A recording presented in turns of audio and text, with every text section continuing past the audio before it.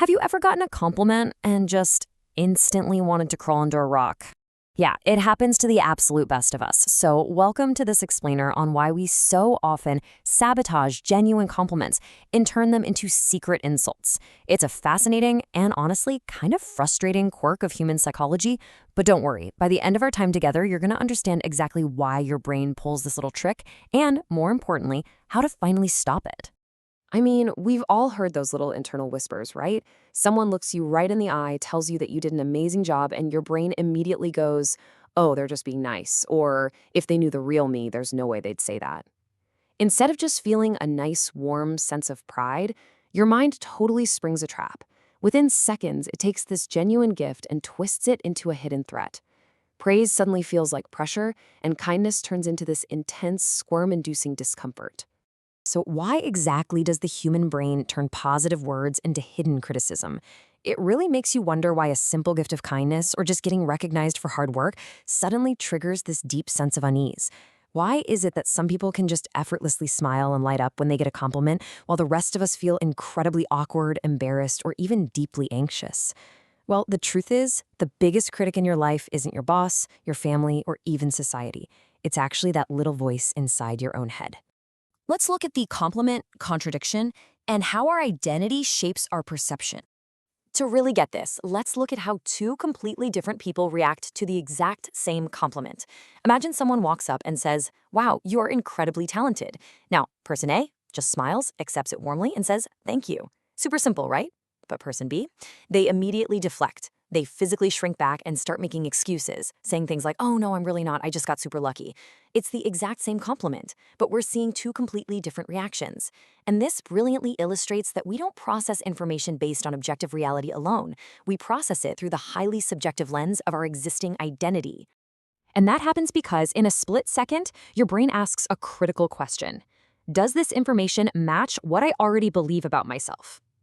If the answer is no, your brain gets hit with a heavy dose of cognitive dissonance. It feels that tension, and its immediate reaction is to just reject the positive feedback. It swats it away. Why?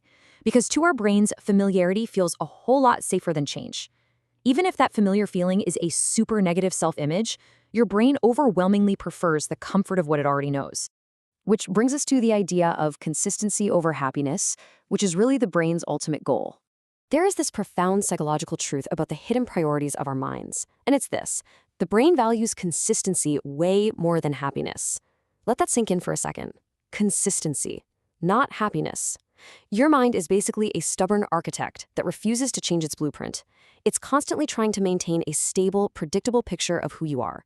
So, if you've spent years believing you aren't smart enough or maybe not successful enough, compliments actually create a huge structural problem for your brain.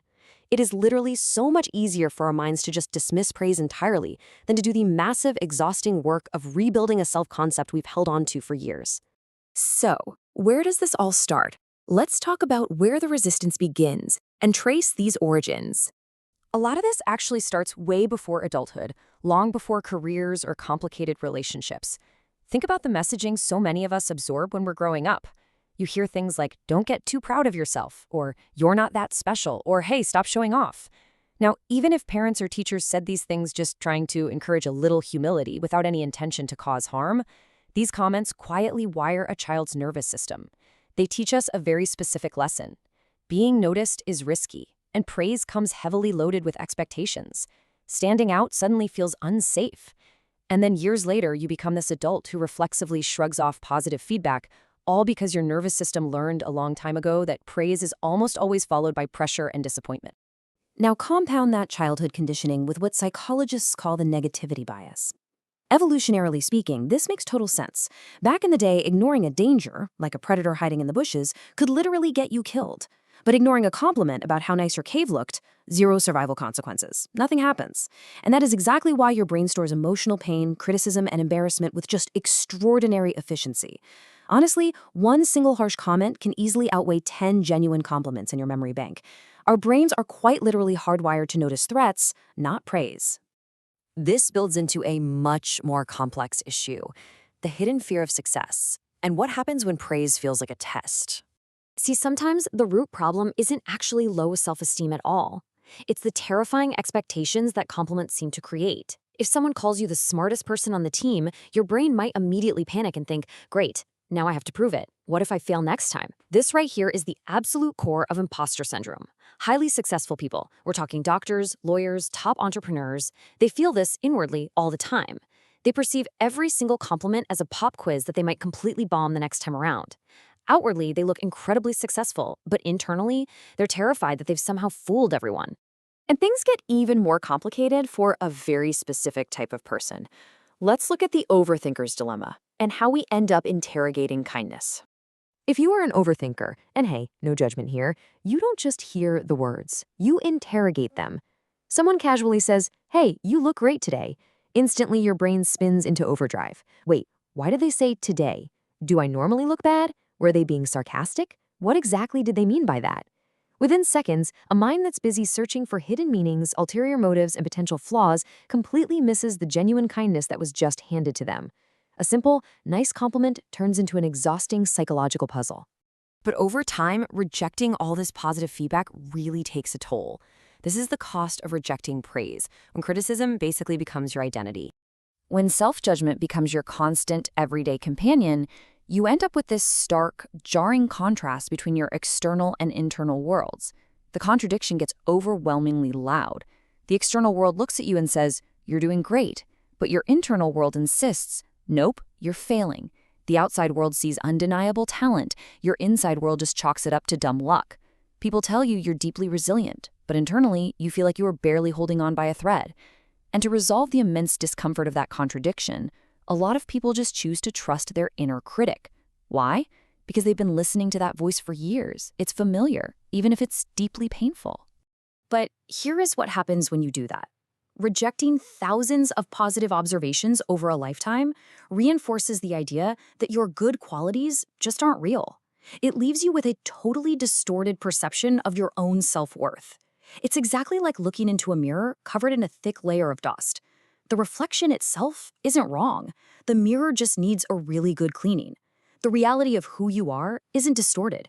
It's just your perception of it that's a bit cloudy. So how do we actually clean that mirror?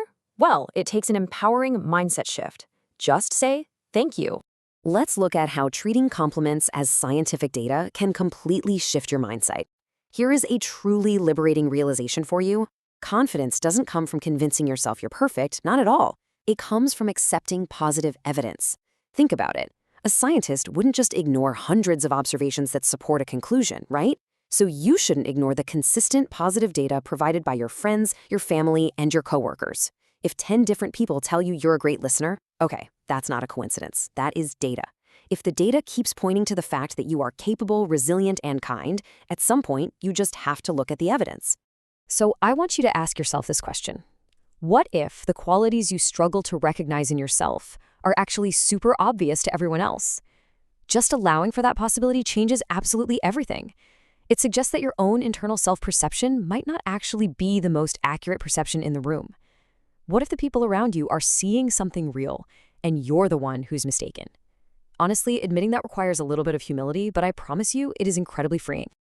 The solution to all of this is beautifully simple, though, yes, it absolutely takes practice. Stop arguing with compliments. Just say thank you. Seriously, that's it. You don't need to explain them away, you don't need to deflect, and you definitely don't need to minimize your achievements.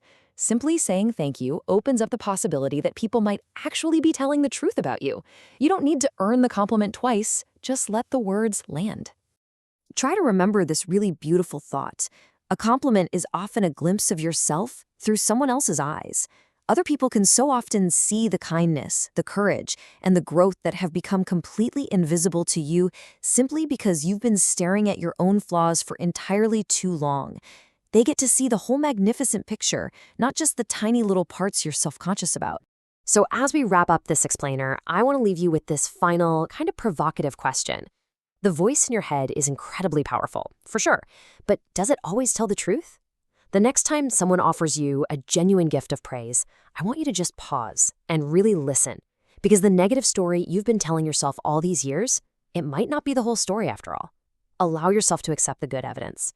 Thank you so much for joining me today, and hey, remember to clean that dusty mirror every once in a while.